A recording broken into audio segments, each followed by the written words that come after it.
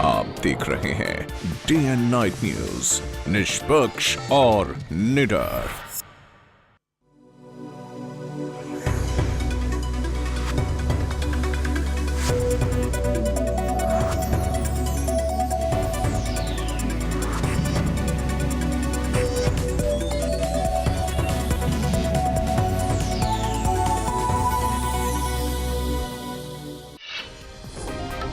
हिमाचल समाचार के प्रायोजक हैं Gupta builders and promoters, every dream matters.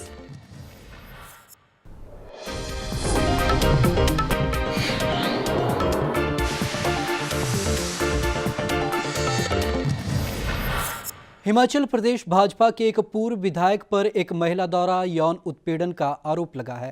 पीड़ित महिला ने इस बाबत पुलिस को लिखित रूप में शिकायत भी दी है। वहां मामला शिमला पुलिस को स्थानांतरित होने के बाद अब पुलिस महिला से मामले से जुड़े तथ्यों को जानने में जुट गई है। शिमला के एसपी अभिषेक टुल्लर का कहना है कि मामला संवेदनशील है और छानबीन जारी है।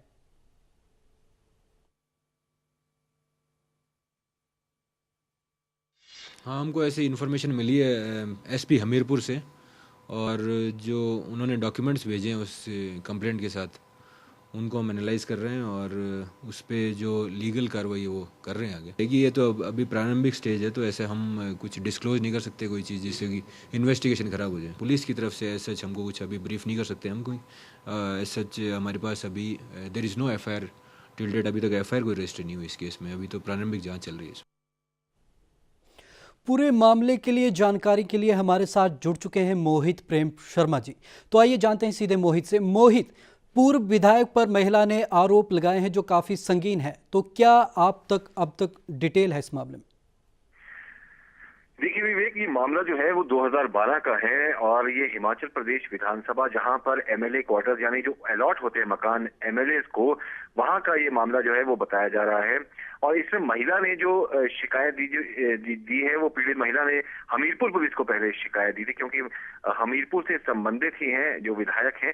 तो ऐसे में क्योंकि मामला शिमला से जुड़ा हुआ है, तो वहां से मामले को स्थानांतरित कर दिया गया शिमला। और अब शिमला पुलिस जो है छानबीन कर रही है। हमारी बात हुई है एसपी शिमला से, उनका कहना था काफी संवेदनशील मामला है और अब देखना होगा कि पूरी जांच पड़ताल करने के बाद किस निष्कर्ष पर पुलिस पहुंचती है। यानी जो चिट्ठी महिला ने लिखी थी एसपी हमीरपुर को, उसे जब ट्रांसफर किया गया है शिमला पुलिस के पास, तो अब शिमला पुलिस जो है वो खंगालेगी जो शिकायत है महिला की, और उसके बाद ही जो है आगे की जांच की जाएगी। विवेक जी मोहित, अगर मामला अब शिमला पुलिस के हाथ में चला गया है तो क्या छानबीन फिर से दोबारा से शुरू की जाएगी? बिल्कुल निश्चित है कि अगर मामला जो है वो शिमला पुलिस के हाथ में है तो छानबीन जो है वो एक बार फिर से नए तरीके से शुरू होगी। और ये जो शिकायत है विवेक, ये अभी दी गई है। मामला हालांकि 2 साल पुराना जिस तरह बताया, और शिमला पुलिस जो है वो एक एक पहलू को जांचेगी। जो महिला ने जो पूरी चिट्ठी लिखी है उसका पूरा निष्कर्ष निकाला जाएगा, और इससे पहले एक बार महिला से भी बात की जाएगी जो शिकायत है उसको लेकर के कि आखिर क्या हुआ था। क्योंकि अभी इस मामले में पुलिस ने एफआईआर जो है वो दर्ज नहीं की है, और अब पुलिस जो है आगामी जो कार्रवाई है वो जब महिला से पुलिस की बात होगी, जब महिला अपनी बात पुलिस के सामने रखेगी, उसके बाद ही जो है आगे की कार्रवाई पुलिस करेगी। क्या इसमें मामला दर्ज होगा या नहीं होगा, ये देखने वाली बात होगी। विवेक जी मोहित, तमाम जानकारी के लिए बहुत बहुत धन्यवाद। रुक करते हैं अगली खबर की ओर। बीजेपी को ऊना में अपने उम्मीदवार अनुराग ठाकुर की जनसभा के दौरान लोगों के विरोध का सामना करना पड़ा। लोग यहां की सड़क की हालत को लेकर नाराज थे। हालांकि बाद में अनुराग ने लोगों की समस्या को चुनाव के बाद हल किए जाने का आश्वासन दिया है। इस मौके पर अनुराग ने कांग्रेस पर जमकर हमला बोला।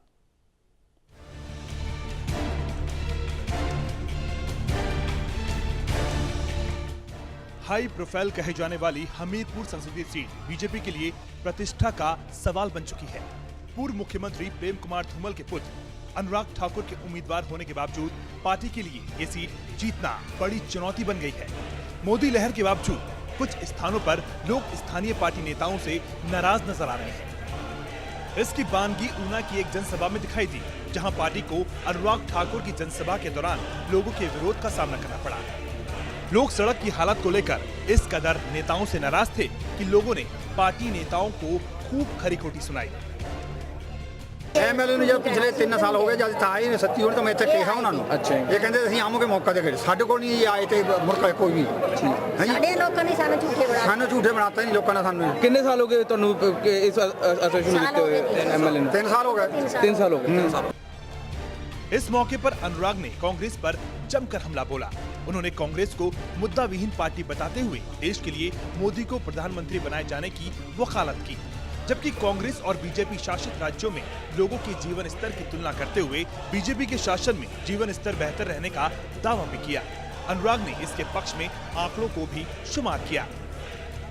कांग्रेस के पास ऐसे भ्रष्ट नेता हैं जैसे राजा वीरभद्र सिंह जी हैं, तो क्या करेंगे? ना चेहरा है, ना चाल है, ना चरित्र है।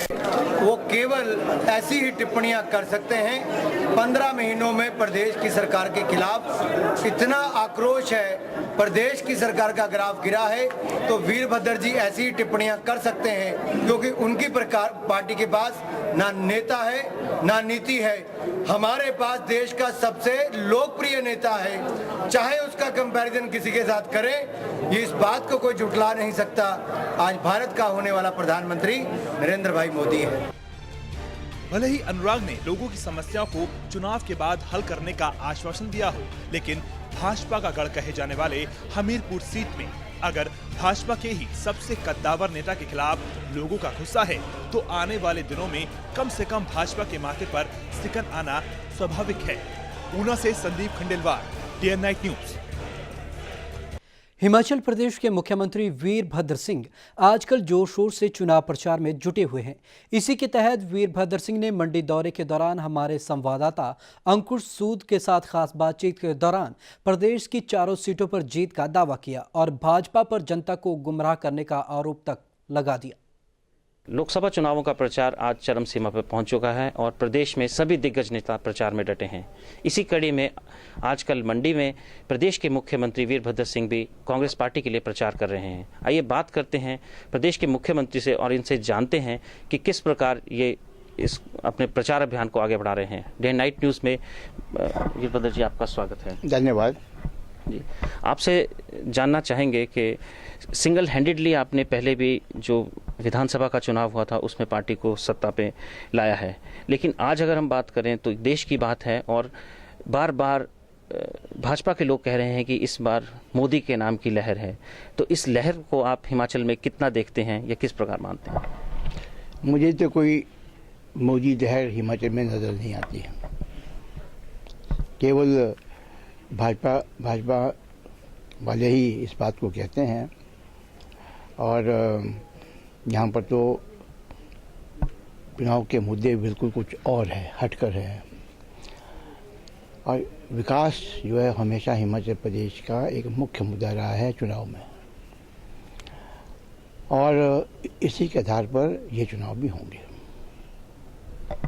जी, अगर हम चुनाव की बात करें तो आजकल जिस तरह का सर्वेक्षण आ रहे हैं, तो सर्वेक्षण कांग्रेस के पक्ष में नहीं आ रहे हैं, क्या आप इन्हें किस तरह देख रहे हैं? देखिए, मुझे तो समय नहीं मिलता कि मैं ज़्यादा अखबार पढूं या टेलीविज़न प्रोग्राम देखूं, सिवाय कुछ न्यूज़ चैनल के मैं और कोई नहीं देख पाता। मगर वास्तविकता ये है कि जो सर्वेक्षण होते हैं, चाहे टेलीविज़न पे होते हैं चाहे प्रिंट मीडिया में होते हैं, वो बहुत ही उसमें कई कमियां हैं, खामियां हैं। और कोई ऐसा सर्वेक्षण नहीं है जो कि उस विधानसभा क्षेत्र के कम से कम 25% या 30% मतदाताओं से को पूछने के बाद अगर कोई राय ठहरती है, उसको कोई वजन दिया जा सकता है।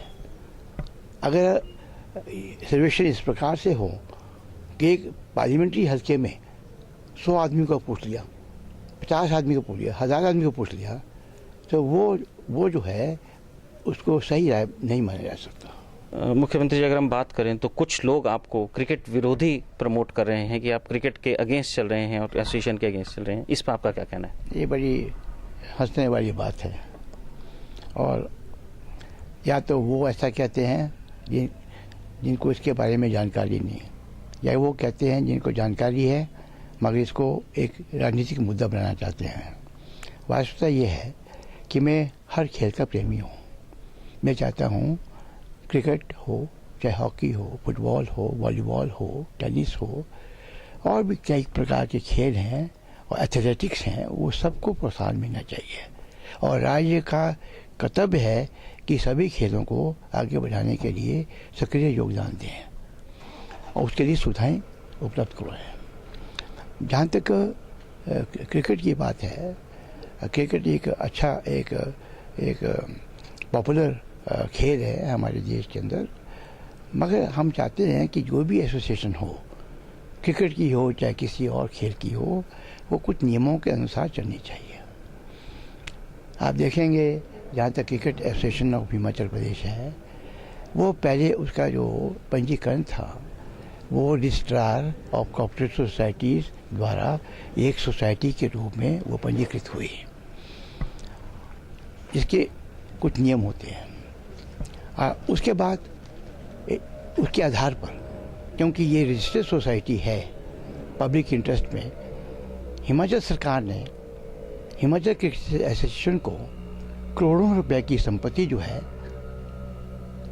वो महज 1 रुपया साल की लीज पर दी। कुछ लीज 100 साल की है, कुछ लीजें जो है वो 30 साल की है, अलग अलग समय निर्धारित है।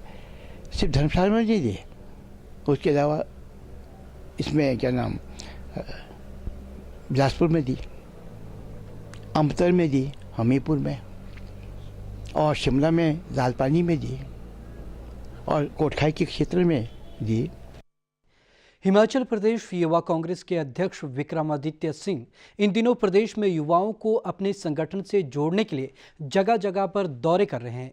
इसी के तहत विक्रमादित्य आज सिरमौर के दौरे पर पहुंचे। इस मौके पर विक्रमादित्य ने कहा कि इन चुनावों में राज्य के अंदर 46% युवा मतदाता नए दर्ज हुए हैं और पार्टी को उन्हीं युवाओं पर फोकस करना है।